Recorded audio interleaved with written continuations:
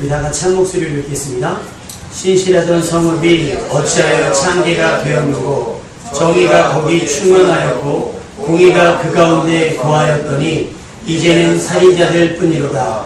내 은은 찌꺼기가 되었고 내 포도주에는 물이 섞였도다. 내 고관들은 폐역하여 도둑과 짝하며 다 뇌물을 사랑하며 예물을 구하며 고아를 위하여 신원하지 아니하며 과부의 송사를 수리하지 아니하는도다. 그러므로 주 만군의 여호와 이스라엘의 전능자가 말씀하시되 슬프다. 내가 장차 내 대적에게 보응하여 내 마음을 편하게 하겠고 내 원수에게 보복하리라. 내가 또 내 손을 내게 돌려 내 찌꺼기를 제물로 씻듯이 녹여 정결하게 하며 내 혼잣물을 다 제하여 버리고 내가 내 재판관들을 처음과 같이 내 모사들을 본래와 같이 회복할 것이라. 그리한 후에야 내가 의의 성읍이라 신실한 고울이라 불리리라 하셨나니 시온은 정의로 부속함을 받고 그 돌아온 자들은 공의로 부속함을 받으리라. 아멘. 하나님은 실수가 없습니다. 믿으시면 아멘. 하나님은 실수가 없어서 내 삶에 일어나는 내가 바라던 좋은 일이 아니라 할지라도 내 삶에 했던 모든 환경이 욥의 고백처럼 주신이도 하나님이시고 취하시도 하나님이라고 하는 고백을 할 수 있는 건 뭐냐면 하나님은 실수하지 않는 분이기 때문에 그렇습니다. 여러분의 삶에 나타났던 모든 좋은 것들 혹은 불쾌하고 나쁜 것들이 할지라도 하나님의 허락하심이 없이는 나타나지 않는 것이라고 믿고 하나님을 존중하고 하나님을 신뢰할 수 있는 여러분 되시기를 주님의 이름으로 축원합니다. 천지를 창조하시고 보시기 심히 좋았다고 말씀하셨습니다. 그리고 그것은 진심이었습니다. 그런데 그것이 사실은 얼마 가지 못했던 것이 안타깝죠. 처음에는 모든 것이 좋게만 보였는데 우리에게 허락하신 자유의지가 문제였습니다. 선악과를 보고 분별할 수 있어야 하는데 선악과를 보고 거기에 미혹이 되어서 마치 하나님처럼 될 수 있을 거라고 하는 막연한 추측과 막연한 기대 속에 하지 말아야 할 일을 저지르고 말았다는 사실입니다. 그 유혹을 이기지 못하고 허락받은 은혜의 공간인 에덴 동산에서마저 쫓겨나게 되고 시간은 영원할 것 같았던 그 시간조차도 빼앗김이 되어버렸죠. 그래서 우리는 흙이니 흙으로 돌아가게 되어버렸다는 겁니다. 시한부 인생이죠.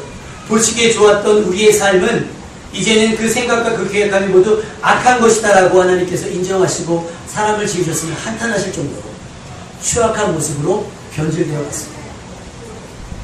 결국 하나님은 홍수로 심판할 수밖에 없는 극단의 조치가 필요할 수밖에 없는 최악의 상황까지 몰아치게 되었다라고 하는 거죠. 왜 그랬을까요?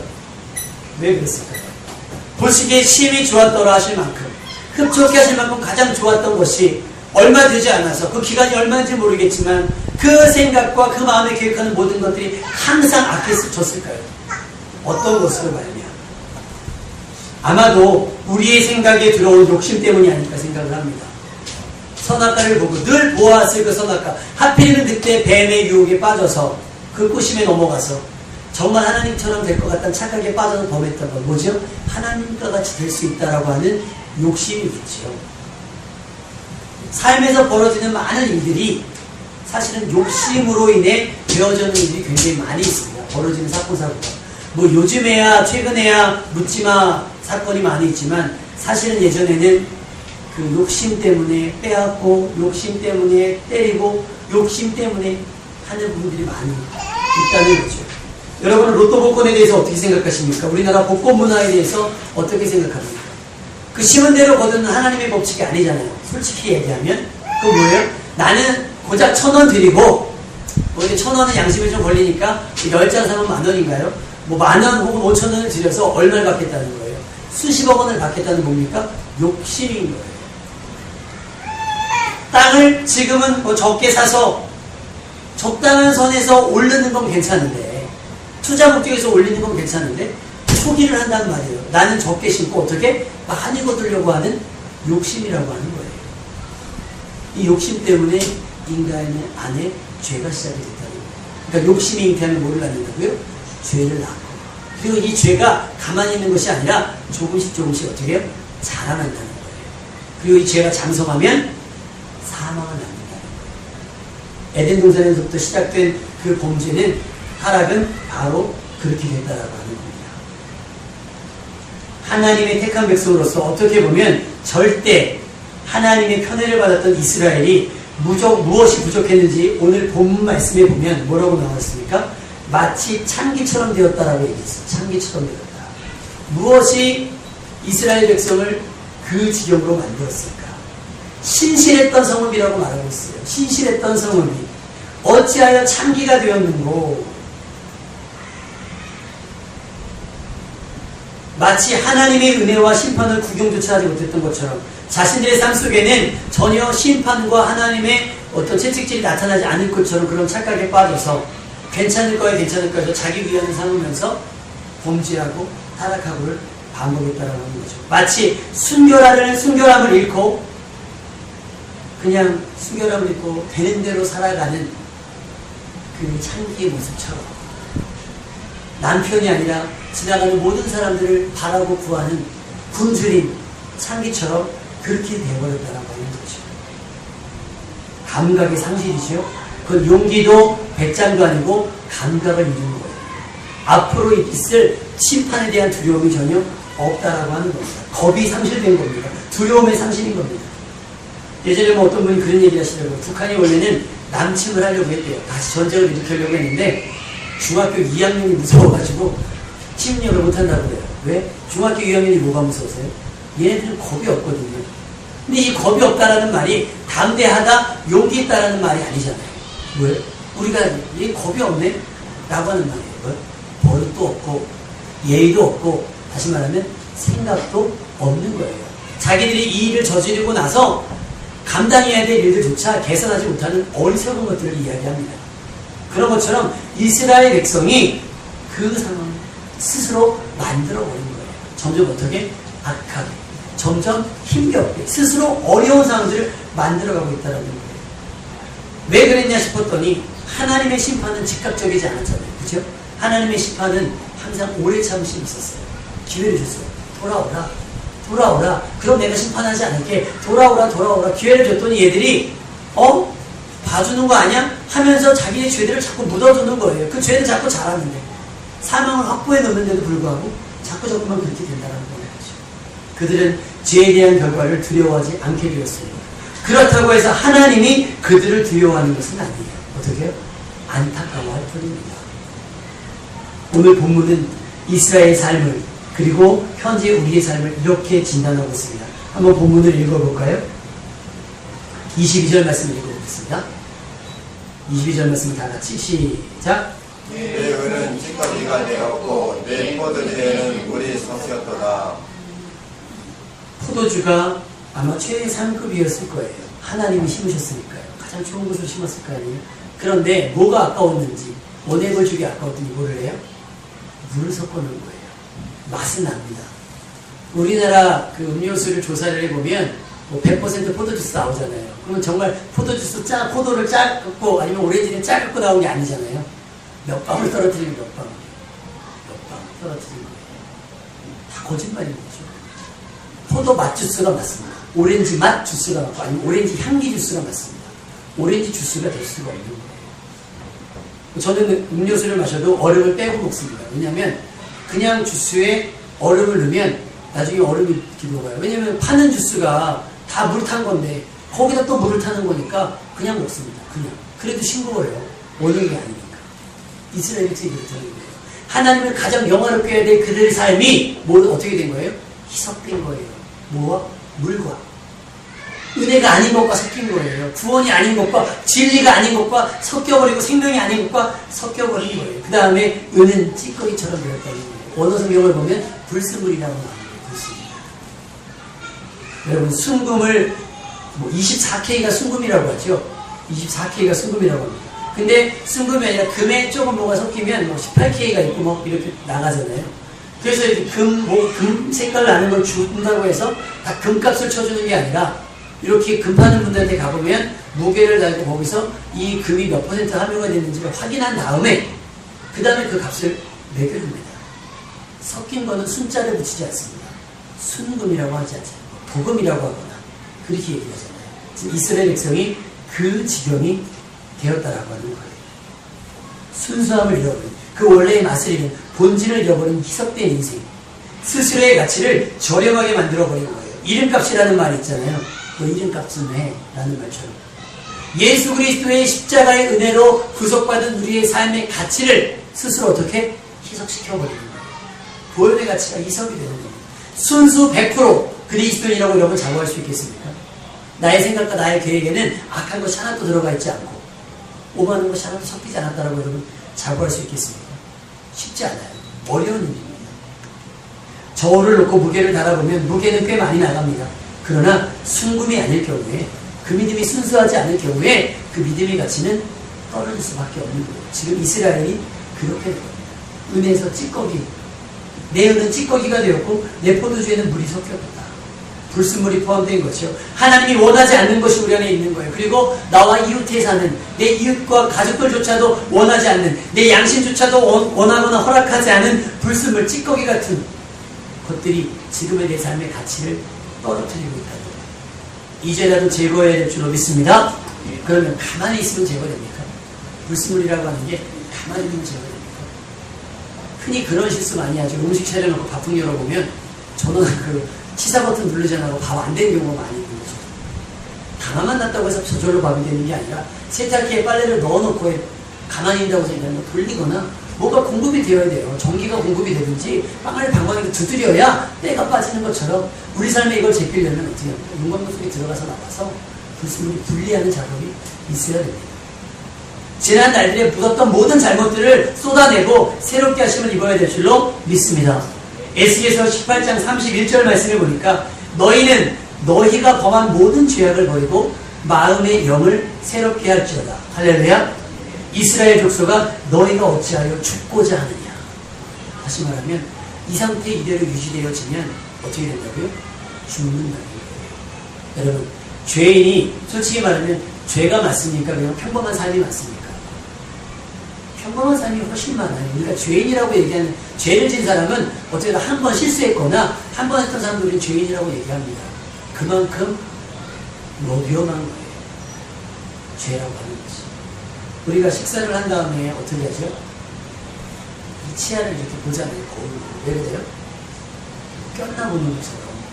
그게 왜 중요합니까?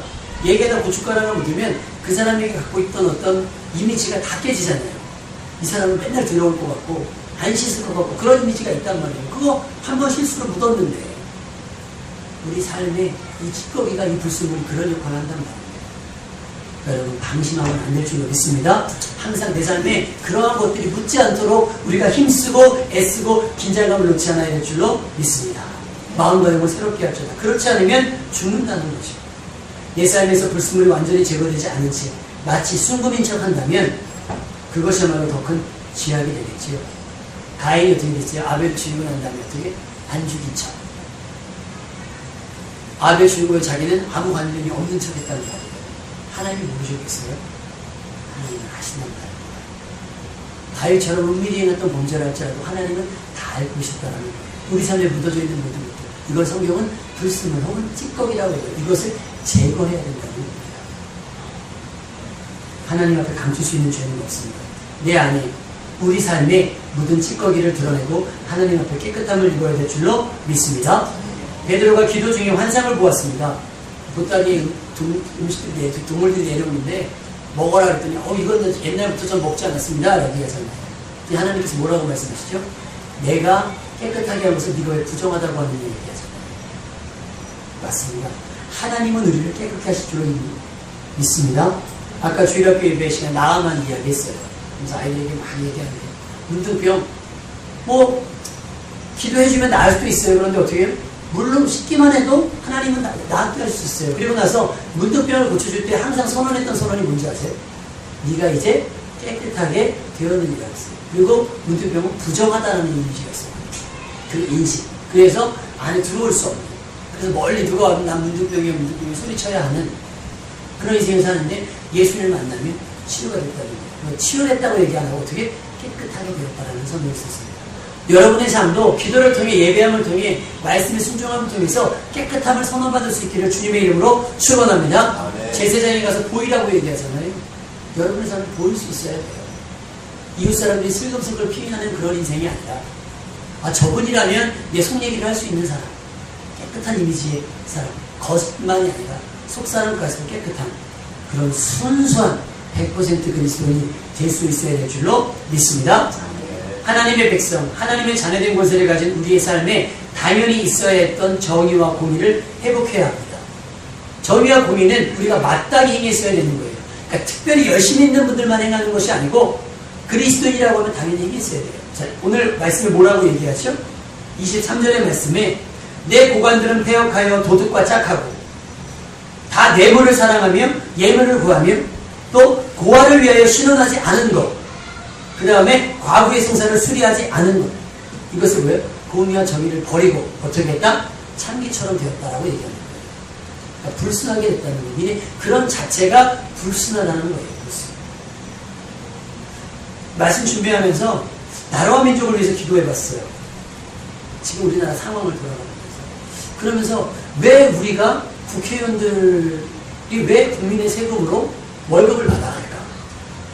국회의원들이 국민을 위해서 하는 일은 뭐 있지? 여러분 생각해 보시면 국회의원들이 국민을 위해 일합니까? 당을 위해 일합니까?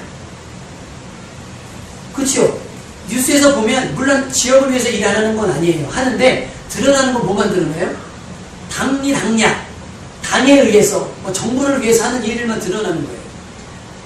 그 심지어는 어떤 일이 벌어졌냐면 그 일본의 지금 원자 방사능 문제로 시끌시끌하잖아요. 그러니까 일본은 쉬쉬하는 법적으로 그걸 제한했답니다. 조사도 못하게 한대요. 근데 이 괴담이라고 해서 약간 유언비어가 좀 과장된 확대된 이야기들이 인터넷에서 막 들어오니까 우리나라 총리가 그런 방사능 괴담을 퍼뜨리는 사람을 법적 조치하겠다 이렇게 선포를 했어요. 근데 우리에게는 알 권리가 있지 않습니까? 그죠? 정확한 상황에 대해서 알 권리가 있는데 그 알 권리에 대한 것들을 무시하고 어떻게 그런 소문들을 퍼뜨리는 사람 잡아가겠다 그러면 사람들이 그 총리에 대해서 우리나라 총리야, 일본 총리야, 누굴 위해 일하는 겁니까? 지난번에 올림픽 할 때도 축구선수 왜 이렇게 독도 세레모니 해가지고 말이 많았잖아요. 그랬더니 나와서 다 정부, 국회 정부 질문할 때 와서 축구협회 관계자들과 체육부 이사들이 와서 하는 얘기가 자꾸 일본 측 얘기를 하는 거니까 질문하던 국회의원이 물어보는 거예요.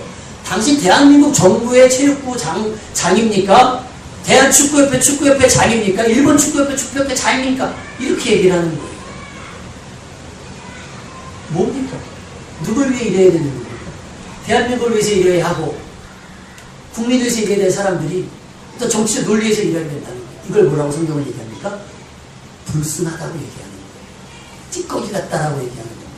포도주가 희석됐다라고 물이 섞였다라고 얘기하는 거예요. 그러면 소위 우리가 알고 있는 그런 국회의원들이나 높은 사람들만 그래요. 우리는 안 그럽니까? 우리 주변에 죽어가는 나사로가 얼마나 많이 있습니까? 우리가 지나다 만나게 되는 강도 만난 사람들 얼마나 많이 있습니까? 아침에 주일학교 애들이 이렇게 차 타고 오는데 제가 봤을 땐 거의 99% 교회 가시는 분이에요. 연세로 보거나 분위기로 봐서는 권사님들 계시는 분이에요. 부단행단에 목숨 걸고 하시더라고요. 예배가 얼마나 긴급하고 얼마나 예배를 드리고 싶으셨으면 과연 그거 갖고 칭찬하실 분이 누가 있었겠어요? 왜냐면 저희가 좌회전하는데 차가 뛰어들어오시는 거예요. 애들 태우고 있는데. 그렇게 교회를 가신다고 하면 과연 하나님께 영광이 될까요? 희석된 뭔가 불순한 저기가 섞인 잘못된 것이 섞인 믿음 아니겠어요? 우리 삶에 정말 예배드릴 때도 순수한 모습으로 할렐루야, 기도할 때도 순수한 의도로 기도를 해야지. 마치 기도는 거룩하게 잘하는데 알고 보면 깔린 기도가 있어요. 깔린 의도가 있는 거예요. 헌금을 들어도 깔린 의도가 있는 거예요. 어떤 목사님과 대화 중에 그런 얘기합니다. 성부영신 예배 때 목사님이 안수기도 하잖아요. 양문기도 하시나요? 그래서 축복기도 안 하시나요? 대본 많이 하시거든요. 그러면 그걸 어떻게 하냐면 이게 참 잘못되면 안 돼요. 헌금을 갖고 나가서 기도 제목을 써가지고 이제 헌금을 드리잖아요. 근데 그 목사님께서 부교육자 생활할 때 뒤에서 이렇게 그냥 봤대요. 근데 그거 뭐가 연상이 되냐면 복채 들고 가서 점치는 것처럼 보이더라는 거예요. 자기 볼 때. 그래서 본인이 그렇게 생각을 하실 때 나는 담임 목회하면 절대로 그렇게 하지 않으리라. 헌금을 하려면 그냥 헌금하게 하고 순수하게 기도해야지. 마치 물론 드리는 분은 순수할 수 있지만 모양새가 모양새가 남들이 볼 때 혹시 뭐 송영신 예배나 축복기도 받으려고 처음 나온 분들이 볼 때는 돈 내고 기도 받는 것 같잖아요. 이런 것들은 불순한 어떤 의도와 또 모습들과 모양들은 버려져야 될 줄로 믿습니다. 여러분의 삶의 기도도 마찬가지고, 여러분의 삶의 헌신도 마찬가지고, 여러분이 하는 하나님의 모든 열심도 어떤 의도가 깔린 것이 아니라 순수하고 자발적인 감사로 인해 되어지는 헌신과 충성이 되시기를 주님의 이름으로 축원합니다. 자, 예수님이 성전에 들어오셔서 비둘기파는 자들의 상을 어떻게 하셨죠? 엎으셨잖아요. 그걸 우리 뭐라고 하냐면 성전 정화라고 얘기합니다. 성전을 깨끗게 하셨다라는 거예요. 그러면서 예수님께서 뭐라고 얘기하셨냐면, 그렇게 예수님이 흥분하신 적이 없어요. 그런데 흥분하시면서 막 책찍을 만들어 쳤다고 그러셨잖아요. 그러면서 하셨던 말씀이, 내 집은 만민이 기도하는 집인데 뭘 받는다? 강도의 부름을 받는다 라고. 이게 뭡니까? 원래는 내가 기른 것에서 정결한 것을 구별해서 가지고 와서 제사 드리는 게 맞아요. 그런데 불편하잖아요. 기르는 것도. 왜냐면 다 양치는 사람이겠고 뭐 다 용서 키우는 사람이겠어요? 아니잖아요. 그러니까 불편한데 때마침 감사하게도 그렇게 좋은 양으로 길러주는 사람들이 있는 거예요. 그러니까 터덜터덜 와서 그거 사서 제사 드리는 거예요. 하나님이 원하시는 예배가 아니란 말이죠. 편해지긴 했는데. 그러니까 뭐예요? 강도의 부를 받는다. 다 강도 같다는 말이에요. 강도 같다. 우리 예배가 그렇지 않습니까? 나는 어떤 은혜를 받을 만한 마음의 준비 하나도 안 하고 뭐만 의지해요? 목사님의 영성만 의지하는 거예요. 그러니까 다 큰 교회 가는 이유가 사실이 그래요. 나는 은혜만 할 만한 꼬리를 만들지 못하고 내 개인적으로 기도응답 받을 저기가 없으니까 어떻게 해요? 다 무슨 능력 있는 목사님들 가서 머리에 안수 받으면 그 문제가 해결되는 줄 알고 다 가시는 거예요. 그러니까 강도의 무력이 되는 거 아닙니까? 내 집은 만민이 기도하는 집이에요. 그 기도의 책임은 누구에게 있습니까? 담임 목사님이나 어떤 신령한 목사님께 있는 게 아니라 문제 있는 각 개인에게 있다는 거예요. 그들이 기도하면 해결될 겁니다. 할렐루야. 여러분이 기도하시면 조용기 목사님이 안수하지 않아도 여러분이 기도하고 간절해지면 응답되는 거예요. 그게 뭐예요? 그렇지 않고 그냥 나는 와가지고 분주하게 와가지고 앉아있으면서 은혜만 받겠다고 그래놓고 은혜 못 받으면 누구 탓합니까? 아, 목사님 기도 많이 안 하셨나 봐. 누가 기도 많이 안 할게요? 목사님이 기도하는 게 아니라 본인이 안 하신 거 아니겠어요? 아니 본인이 예배 시간에 딴 생각 때문에 못 받는 거 아니겠어요? 동기 목사님이 학생들을 데리고 수련회를 가려고 하는데 총신대학교에서 수련회를 했던 것 같아요. 주말하게 캠프라고. 그래서 자기는 그냥 부담 없이 갔다 오려고 학생들이랑 갔는데 아차 싶더래요. 접수를 하고 프로그램을 봤더니 아침 먹고 집회, 점심 먹고 집회, 저녁 먹고 집회. 프로그램이 하나도 뭐 수영장 가는 것도 없고 물놀이 하는 것도 없고 레크레이션도 없고 게임도 없고 뭐 하나도 없이 아침 먹고 집회, 점심 먹고 집회, 저녁 먹고 집회 해야 되는 거예요. 힘들어 죽겠다는 거예요. 그러니까 애들한테 가자말을 붙어있는 거예요. 상처받을까 봐. 그런데 마지막 날 저녁 집회 시간이 되는 거예요. 아마 누군가 금식을 선포하셨나 봐요. 나는 금식하고 은혜 받겠다. 근데 자기네 교회 아이들 절반이 금식에 동참하면서 1시간 전부터 본당 앞에 개방을 그때 늦게 하니까 본당 앞에 줄 서 있는 거예요. 남들이 밥 먹으라고 줄 서 있을 때 쓸 수 있다는 거예요. 기도해달라고 문자가 왔어요. 우리 아이들 이렇게 은혜 받으려고 한다. 여러분 배불러서 졸린 사람이 은혜 받겠어요? 밥 굶어서 은혜 받겠다고 몸부림치는 사람이 은혜 받겠습니까? 강사님의 질과 상관없이. 우리 하나님 그렇게 고지식한 하나님이 아니세요. 사모하는데 목사가 준비가 안 돼도요. 이제 한나 보세요. 뭐 저기가 제사장이 신령이라고 한나가 임신한 게 아니잖아요. 그렇죠? 엘리 제사장이 신령에서가 아니라 엘리세가 오히려 둔해가지고 와 기도하는 지 아니고 뭐 술 먹어서 착각에 빠졌던 영성이 바닥에 떨어진 사람이 그런데 한나 임신했습니까? 안 했습니까? 임신한 거예요. 엘리의 영성이 아니었던 거예요. 본인이 간절함이었어요. 성전이 정화되어야 되는 것처럼 여러분의 신앙도 정화될 수 있고 주님의 이름으로 축원합니다. 여러분 안에 누가 임하십니까? 성령이 거하시는 거룩한 성전입니다. 정화되셔야 돼요. 불순한 모든 의도를 엎으셔야 돼요. 이제까지 경험되었던 그래도 이제까지 너무 익숙한데 그것 때문에 은혜 못 받는 걸 수 있거든요. 엎으셔서 예수님이 깨끗해 하실 것처럼 그 은혜를 사모하면서 깨끗해지시기를 주님의 이름으로 축원합니다. 예배해도 무방한 찬양에 부끄럽지 않은 그런 경건한 삶이 우선되어야 될 줄로 믿습니다. 고넬료의 삶이 그랬잖아요. 내 기도와 구제가 하나님 앞에 상달되어 기억하신 바 되었다. 그러니까 그 기도가 왜 응답이 안 되겠습니까? 왜 성령께서 이방인에게까지 퍼졌겠어요? 이방인의 기도와 구제가 상달되었기 때문에 그래요. 우리 삶도 충분히 기도하면서 나의 삶을 이렇게 구제하고 나누는 삶을 살게 된다고 한다면 왜 하나님이 허락 주시고자 하는 성령을 주시지 않겠냐는 거죠. 뭐가 합당하지 않은 거예요? 성령 받으면 합당하지 않으니까 주시는 거 아니겠어요? 아니 부모도 자식에게 좋은 걸 줄 줄 알면서 하나님 천부께서 하늘에 계신 아버지께서 더 좋은 것을 주시지 않겠느냐. 이게 하나님의 약속인데 왜 구하는 성령 받으라고 말씀하신 하나님께서 왜 성령을 주시지 않겠냐는 거예요. 그러면 하나님이 안 주는 게 아니라 뭐예요? 내게 성령이 합당하지가 않는 거예요. 왜? 받을 만한 근거가 없잖아요. 받을 만한 근거가. 여러분의 삶이 주님께서 차마 두고 보지 못할 만한 것들이 묻어져 있는 여러분의 삶을 한 번쯤 뒤집어 엎을 필요가 있을 줄 압니다. 사케오처럼 눈물로 간절하면 자신이 깨끗할 수 있기를 바랍니다. 성전이 만민의 기도하는 집처럼 내 삶이 매 순간 기도하는 삶이 되도록 깨끗이 불순물을 완전히 제거할 수 있기를 주님의 이름으로 축원합니다. 순도 100%로 회복할 수 있으셔야 돼요. 순전한 삶이 돼요. 여러분의 삶의 가치에 불순물이 섞이지 않아야 됩니다. 우리 인생이 그럴듯하게 도금되어서거나 포장되어 있어서는 안 됩니다. 하나님은 속지 않으세요. 바리새인들에게 뭐라고 얘기해요? 너희들이 겉은 그렇지만 속은 썩었다는 거예요. 속은 썩었다. 하나님 뭐 몰라요? 냄새 나거든요. 냄새 납니다. 안과 겉은 욕심으로 그냥 안과 내 속은 욕심으로 거짓으로 가득 채워 있으면서 겉은 금색으로 그렇게 포장되어 있어요. 남이 볼 때는 반짝반짝 보니까 오 비싼가 봐요. 우리 믿음이 비싼 척하지만 실제로는 아무 값어치 없는 싸구려 길거리에서 파는 것보다 못한 순도 100% 하나님이 보증하시는 확실한 그리스도인 되어야 될 줄로 믿습니다. 그리스도의 보혈로 씻기고 조각되어진 삶,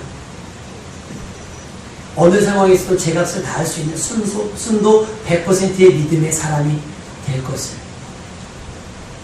확신해야 될 줄로 믿습니다. 우리의 삶은 그럴듯하게 도색된 믿음이 아니라 순도 100%의 순금의 믿음, 순금의 인생, 아무것도 묻지 않은 찌꺼기가 제해지고 불순물이 제해지고 희석된 것이 다시 원액이 되어지는, 또 여러분의 삶 중에 나타내는 그리스도의 보혈조차도 이게 뭐야 예수님의 보혈이 그것 때문에 열린 거야 라고 하는 게 아니라 예수님의 십자가의 구원이 전혀 오해되지 않는 순수한 믿음, 순결한 신부 같은 믿음 되시기를 주님의 이름으로 축원합니다. 우리 다같이 한번 기도하자. 하나님, 내 삶의 묻어진 찌꺼기가 제해지며 순수한 믿음이 되어질 수 있도록 도와주옵소서. 다같이 통성으로 기도합니다.